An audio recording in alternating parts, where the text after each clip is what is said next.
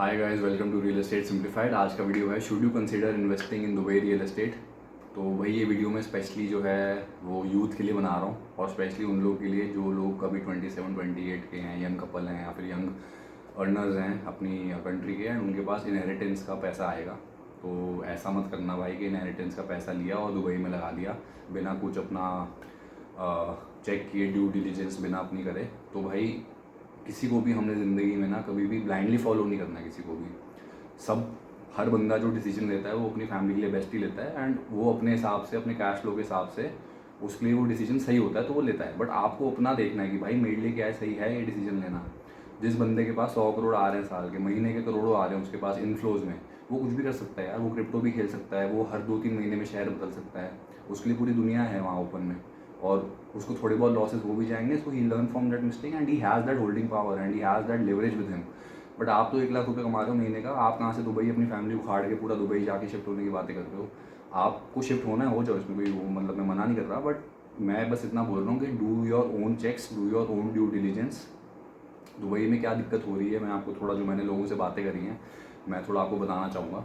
देखो यार, एक तो वहाँ पे मेंटेनेंस बहुत हाई है। वो क्यों हाई है? इसलिए हाई है क्योंकि फॉर एग्जांपल वहाँ पे सीवरेज निकालने के लिए ट्रक्स लगते हैं सोसाइटीज़ के नीचे।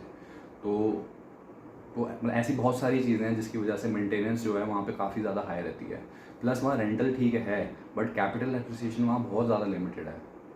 और उसके लिए जो थर्ड चीज़ है वो है अपना, इंडियंस के लिए बहुत ज़्यादा एक अकेलापन सा रहता है। तो जब अकेलापन सा रहता है वहाँ स्वाद नहीं है जीने का, इंडियंस के लिए कह रहा हूँ मैं स्पेशली। और भाई दुबई ना आर्टिफिशियली रिच किया गया है। वहाँ पे जितने भी फेल्ड स्टेट्स के जो भी लोग हैं, जो रिच लोग थे, उनको बुला के वो आर्टिफिशियली प्राइस इन्फ्लेट करे गए हैं उसके।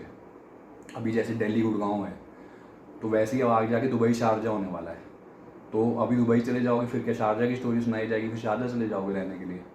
तो आपको ये चीज़ देखनी है कि भाई वहाँ पे आप जाना चाहते हो, आपकी रीजनिंग्स क्या हैं, आपके क्या पैरामीटर्स हैं और आपकी क्या रीजनिंग है, आपके पास कैश इनफ्लो कितना है, कैश आउटफ्लो कितना है, टोटल नेटवर्थ आपकी कितनी है और आपको क्या फ़ायदा है।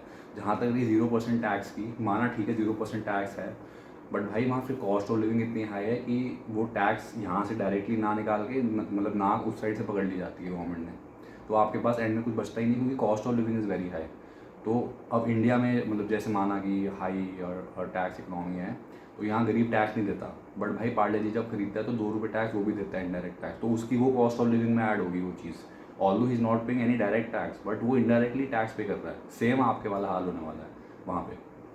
Cost of living is very high. फिर यह बात जो है वो है कि अब इंडिया में आप 50,000 रुपये भी अगर महीने का कमा रहे हो ना, आप गरीब फील नहीं करते क्योंकि आपके नीचे बहुत सारे लोग हैं।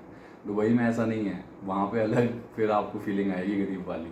खैर जोक्स अपार्ट, जैन में शॉपिंग फेस्टिवल है दुबई में, आप जाओ शॉपिंग करके आओ, बिंदास घूमो फिरो, आपको कौन मना कर रहा है। बट इन्वेस्ट करने से पहले, मोटा अमाउंट इन्वेस्ट करने से पहले भाई एक बार सोच लेना।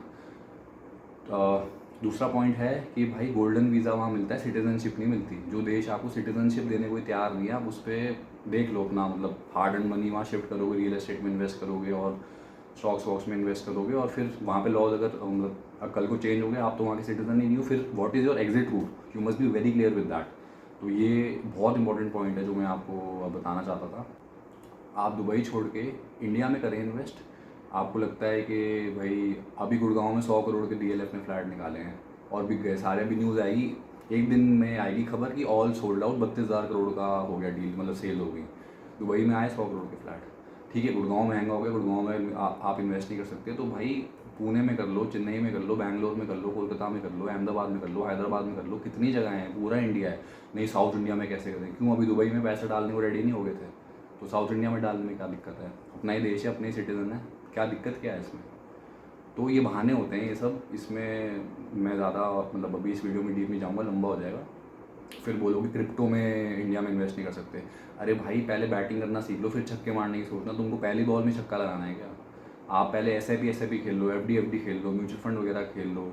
उसके बाद आप जब हो जाए आपको कॉन्फिडेंस, तो आपका जितना पैसा हो कि अगर वो कल को ज़ीरो भी हो गया तो आपको कोई फ़र्क नहीं पड़ेगा, तो क्रिप्टो में डाल लेना, तब हो भी जाना शिफ्ट। क्योंकि भाई जो बंदा यूट्यूब पे सुन रहा है ना, ज्ञान ले रहा है, वो उसकी नेटवर्थ 100 करोड़ की नहीं है। क्योंकि अगर उसकी होती ना तो वो फिर यूट्यूब पे ज्ञान नहीं लेता, वो सीधा फ़ोन उठाता है, कंसल्टेंसी लेता है और अपना निकल लेता है। मतलब उसकी यूँ होती है डिसीजन मेकिंग, वो सोचता नहीं रहता बैठ के।